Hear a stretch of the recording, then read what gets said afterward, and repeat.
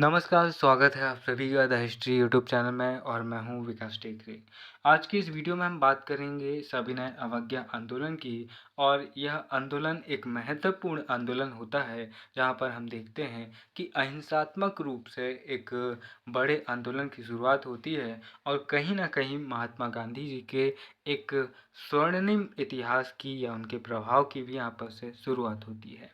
Rowlatt act हम देखते हैं कि किस तरह से रॉलेट एक्ट आता है जहाँ पर ब्रिटिश सरकार कहती है कि भैया मार्शल लॉ या फिर ऐसा अधिनियम बल लाती है और कहती है कि भैया अब बिना किसी सिर्फ शक के आधार पर हम किसी को भी गिरफ्तार कर सकते हैं और उसको कोई वकील नहीं मिलेगा, उसको कोई अपील करने का अधिकार नहीं रहेगा और उसकी कोई दलील यहाँ पर सुनी नहीं जाएगी। यहाँ पर मोतीलाल नेहरू जी कहते हैं कि ना कोई वकील, ना कोई अपील और ना ही कोई दलील। यहाँ पर ये बहुत ही ज़्यादा गलत होता है और इसके बाद हम देखते हैं कि रॉलेट एक्ट के खिलाफ एक आंदोलन शुरू किया जाता है जिसके परिणाम स्वरूप यहाँ पर 6 अप्रैल के आसपास यह आंदोलन शुरू होता है। और इसके बाद जलियांवाला बाग हत्याकांड हम देखने को मिलता है 13 अप्रैल 1919 को, जहाँ पर शांतिपूर्ण चल रही एक सभा, जहाँ पर लोहड़ी का पर्व पंजाबी लोग यहाँ पर मना रहे थे, उन मासूम लोगों पर जिनमें महिलाएं, बच्चे और बुजुर्ग भी शामिल होते हैं,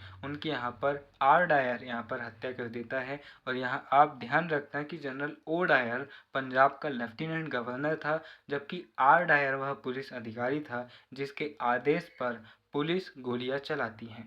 अब यहाँ पर हम इसके बाद देखते हैं कि हंटर कमेटी बनती है जलियांवाला बाग की, जो यहाँ पर जांच करने के लिए 1919 ईस्वी में। इसमें 3 भारतीय शामिल होते हैं। हालांकि इस जो यह रिपोर्ट है वह काफ़ी गलत होती है और इसमें आर डायर को सही ठहराने का प्रयास किया जाता है।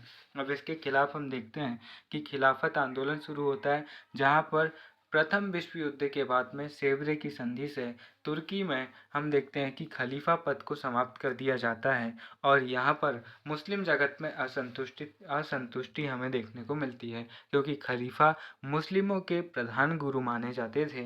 इस तरह से मुस्लिम अलग अलग क्षेत्रों में यहाँ पर आंदोलन करते हैं और भारतीय मुसलमानों को राष्ट्रीय आंदोलन से जोड़ने के लिए महात्मा गांधी जी और कांग्रेस यहाँ पर सैयद अली बंधु शौकत अली और उनके भाई अली बंधुओं के नेतृत्व को यहाँ पर सहमति प्रदान करते हैं और खिलाफत आंदोलन शुरू होता है। हालांकि 1924 ईस्वी तक यह आंदोलन कमज़ोर पड़ जाता है, क्योंकि असहयोग आंदोलन भी तब तक समाप्त हो चुका है होता है। हम देखेंगे कि 22 फरवरी 1922 के आसपास यह आंदोलन समाप्त कर दिया जाएगा।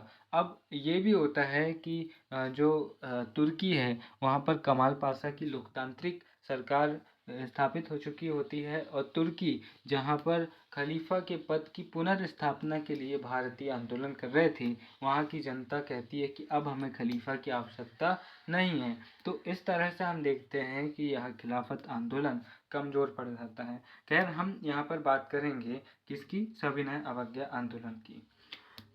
प्रथम विश्व युद्ध में ब्रिटिश सरकार का सहयोग किया, बदले में ब्रिटिश सरकार को स्वशासन जैसे कुछ प्रमुख अधिकार भारतीयों को देने थे और युद्ध के बाद सरकार इससे मुकर जाती है। यहाँ पर क्या करते हैं गांधी जी? वह कहते हैं कि हम सविनय अवज्ञा करेंगे। सविनय अवज्ञा मतलब कि रिस्पेक्ट के साथ में मना कर देना, मतलब बहुत ही प्यार से मना कर देना कि जी नहीं, हम आपका ये काम नहीं करेंगे। तो इस तरह से बहुत ही प्यार से नियमों का उल्लंघन किया जाता है और इससे ब्रिटिश सरकार को काफ़ी समस्याएं झेलनी पड़ती है। अब यहाँ देखिए, 1 अगस्त 1920 को गांधी जी ने असहयोग आंदोलन शुरू किया और इसी दिन बाल गंगाधर तिलक जी की मृत्यु हो जाती है। महात्मा गांधी तिलक जी के सम्मान में तिलक स्वराज फंड बनाते हैं और 1 वर्ष से भी कम समय में इस तिलक फंड में 1 करोड़ रुपए जमा हो जाते हैं। कार्यक्रम की बात करें तो इतिहासकारों द्वारा इसके कार्यक्रम अलग अलग बताए गए हैं, जैसे रचनात्मक या सकारात्मक कार्यक्रम और विध्वंसात्मक या नकारात्मक कार्यक्रम। तो रचनात्मक या सकारात्मक कार्यक्रम में तो यह थे कि हम सीधे तौर पर क्या कर सकते हैं, हम हिंदू मुस्लिम एकता पर बल देंगे, स्वदेशी अपनाएंगे, राष्ट्रीय शिक्षा का प्रसार करेंगे और खादी व चरखे का प्रयोग करेंगे। इसी समय पर हम देखते हैं कि 1919 का जो मार्ले मॉन्टेस्क्यू चैमफोर्ड सुधार आता है, तो उसमें हम देखते हैं कि भारत शासन अधिनियम जो 1919 आता है, उसमें क्या होता है कि ये द्वैध शासन की शुरुआत करते हैं और यहाँ पर जो भारतीय क्रांतिकारियों की चुनी हुई प्रांतीय सरकारें होती हैं, उन्हें शिक्षा एक महत्वपूर्ण विषय उन्हें दे दिया जाता है। और हम इसके परिणाम स्वरूप देखते हैं कि जो प्रांत हैं वहाँ पर निजी शिक्षा या फिर निजी विश्वविद्यालयों की बहुत बड़ी मात्रा में स्थापना होती है। अब खादी चरखे के प्रयोग को यहाँ पर बढ़ावा दिया जाता है। विध्वंसात्मक या नकारात्मक कार्यक्रम की बात करें तो ये साथ ही साथ न केवल राष्ट्रीय आंदोलन को छेड़ते हैं, बल्कि सामाजिक आंदोलनों को भी यहाँ पर गांधी जी छेड़ते हैं, क्योंकि गांधी जी मानते हैं कि भाई जब तक हम समाज को नहीं बदलेंगे तब तक हम आज़ादी लेके करेंगे क्या। पहले हम खुद तैयार तो हो जाएं कि हम आज़ादी लेने के लिए तैयार हैं, हमारा समाज तैयार है। तो यहाँ पर विध्वंसात्मक या नकारात्मक कार्यक्रम यहाँ पर होते हैं और छुआछूत का विरोध और शराब की दुकानों पर धरना, सरकारी कार्यालयों, न्यायालयों, शिक्षण संस्थानों और उपाधियों का बहिष्कार यहाँ पर किया जाता है। सितंबर 1920 ईस्वी में कांग्रेस का विशेष अधिवेशन कलकत्ता में होता है और लाला लाजपत राय जी इसके अध्यक्ष होते हैं। गांधी जी ने स्वराज के मुद्दे पर असहयोग आंदोलन चलाने हेतु सहयोग के लिए कांग्रेस से अपील की थी और Annie Besant, Bipin Chandra Pal, GS. खापेड़, Mohammad Ali Jinnah, सियालदास, Madan Mohan Malviya, Sarojini Naidu जैसे नेता स्वराज के मुद्दे पर स्वराज के मुद्दे में असहमति व्यक्त करते हैं। अब ये कहते हैं कि भाई अब स्वराज से काम नहीं चलेगा, अब हमको पूरी आज़ादी चाहिए। सियालदास और यहाँ पर इसके तो यहाँ पर हम देखते हैं कि सियालदास व मोतीलाल नेहरू जैसे नेता चाहते थे कि कांग्रेस 1923 ईस्वी के प्रांतीय चुनावों में भाग ले, और गांधी जी ऐसा नहीं चाहते थे। गांधी जी कहते थे कि भाई हम कह रहे हैं कि भाई हम असहयोग की यहाँ पर हम बात कर रहे हैं, ठीक है। हम किसकी बात कर रहे हैं यहाँ पर? असहयोग की। यहाँ पर हम सभी ने हम कह रहे हैं कि भाई हम इनका असहयोग करेंगे, सविनय अवज्ञा, मतलब हम इनकी बात नहीं मानेंगे। और अगर हम ऐसा कर रहे हैं तो फिर हम प्रांतीय चुनाव कैसे लड़ सकते हैं? अगर हम प्रांतीय चुनाव लड़ रहे हैं तो हमारे आंदोलन का जो उद्देश्य है, इसका नाम है या फिर जिस विचारधारा के साथ हम लड़ रहे हैं, वो तो यहाँ पर गलत साबित हो जाती है। तो यहाँ पर महात्मा गांधी जी इस बात से इनकार कर देते हैं और अली बंधु व मोतीलाल नेहरू जी के समर्थन से गांधी जी ने असहयोग आंदोलन का प्रस्ताव पारित यहाँ पर करवा लिया। और जो असहयोग का यहाँ पर असहयोग आंदोलन नहीं, यह आंदोलन सविनय अवज्ञा आंदोलन है, लेकिन असहयोग कि हम भाई ब्रिटिश सरकार के किसी भी काम में सहयोग नहीं करेंगे, असहयोग का प्रस्ताव पास करवा लेते हैं। तो इसके विरोध में Annie Besant, Bipin Chandra Pal, G.R.. Khaparde और मोहम्मद अली जिन्ना जैसे नेता विरोध स्वरूप कांग्रेस से त्यागपत्र दे देते हैं। इसी के बाद हम देखते हैं कि मोहम्मद अली जिन्ना मुस्लिम लीग में शामिल होते हैं। दिसंबर 1920 ईस्वी में बीरा राघवाचारी की अध्यक्षता में कांग्रेस का वार्षिक अधिवेशन नागपुर में होता है और नागपुर अधिवेशन 1920 यहाँ पर कांग्रेस का प्रशासनिक पुनर्गठन होता है। निर्णय लेने के लिए सर्वोच्च कार्यकारिणी होगी। पहले सारे सदस्य निर्णय लेते थे, अब सदस्यों की संख्या बहुत ज़्यादा बढ़ गई तो यहाँ पर कार्यकारिणी बनाई जाती है और कार्यकारिणी के सदस्य बाकी सदस्यों द्वारा चुनकर भेजे जाते हैं और यहाँ पर ये कार्यकारिणी के सदस्य फिर किसी भी विचार पर अपना मत देते हैं।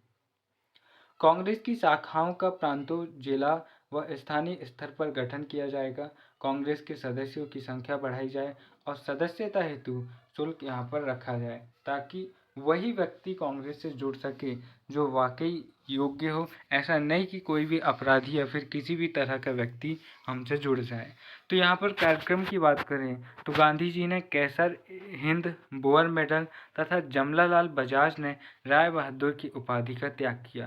तो यहाँ पर यह ध्यान रखना कि गांधी जी केसर ए हिंद और बोअर मेडल का त्याग इस सविनय अवज्ञा आंदोलन के दौरान करते हैं, ना कि जलियांवाला बाग हत्याकांड के बाद।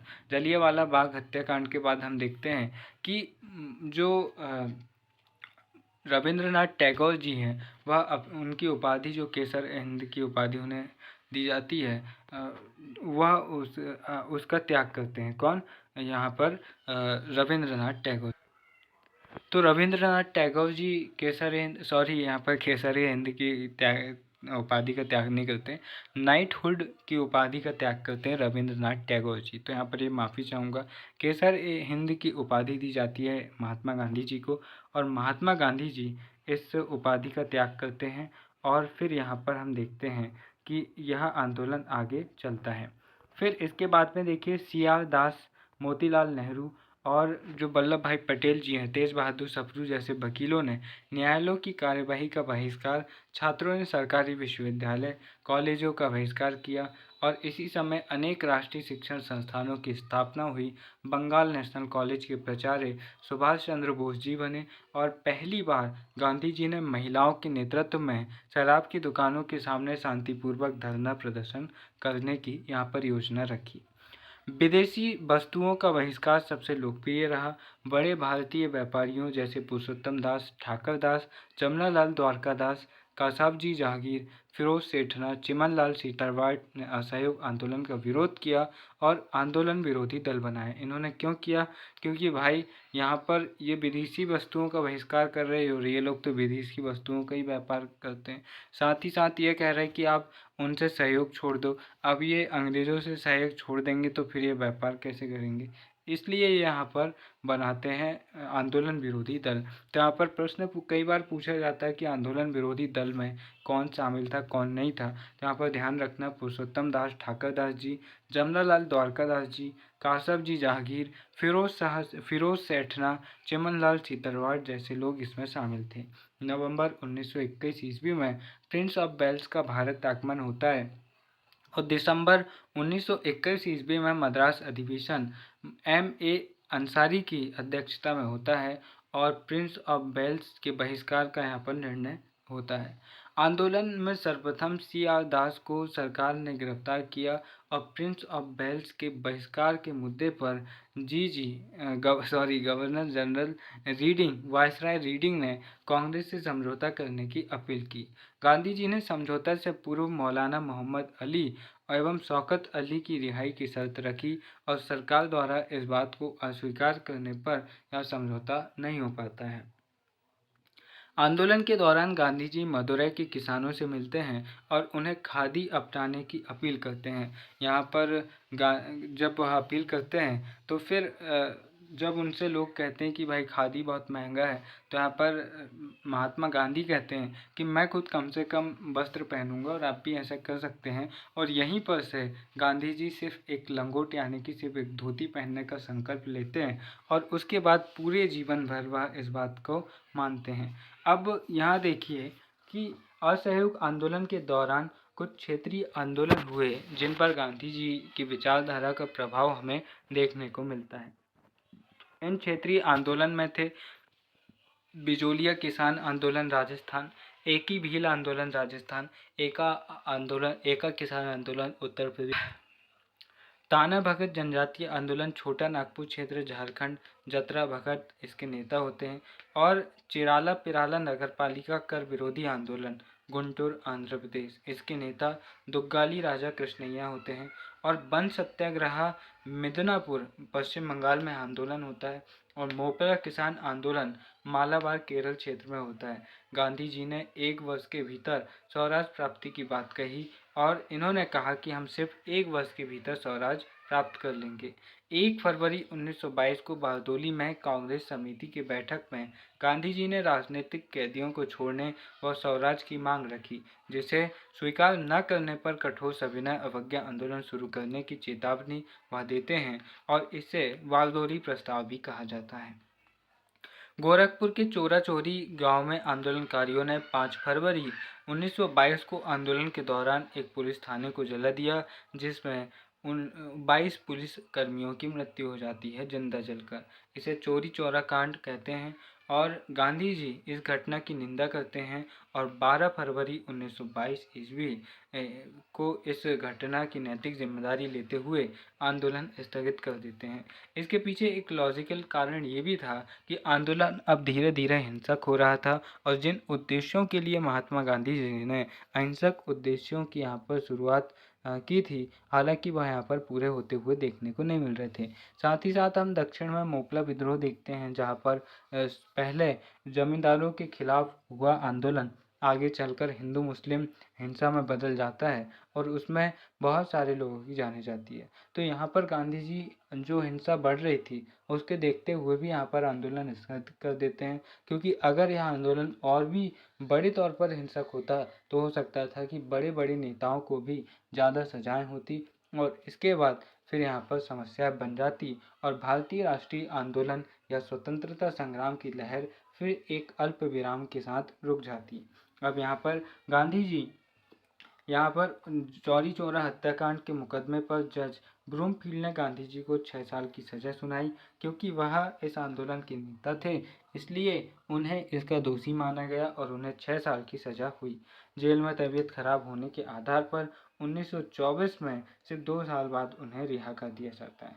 1924 कांग्रेस का बेलगांव अधिवेशन होता है, जिसकी अध्यक्षता गांधी जी करते हैं। और यहाँ यह ध्यान रखना कि 1924 का बेलगांव अधिवेशन एकमात्र ऐसा अधिवेशन है कांग्रेस का जिसकी अध्यक्षता गांधी जी कर रहे हैं। तो गांधी जी ने सिर्फ एक कांग्रेस अधिवेशन की अध्यक्षता की है, बेलगांव अधिवेशन 1924।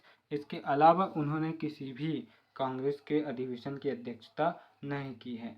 तो यहाँ पर फिर हम देखते हैं, तो फिर इसके बाद में हम देखेंगे 1924 से 1930 तक, जब तक वह सविनय अवज्ञा आंदोलन की शुरुआत नहीं कर देते हैं, असहयोग आंदोलन की शुरुआत नहीं कर देते हैं, तब तक हम देखेंगे कि गांधी जी किस तरह से सामाजिक सुधार की यहाँ पर बात करते हैं, तो वो हम आने वाली वीडियोस में देखेंगे। तो यहाँ पर यह था सविनय अवज्ञा आंदोलन पर आधारित वीडियो, जहाँ पर उम्मीद है कि चीज़ें आपने बेहतर तरीके से समझी होगी।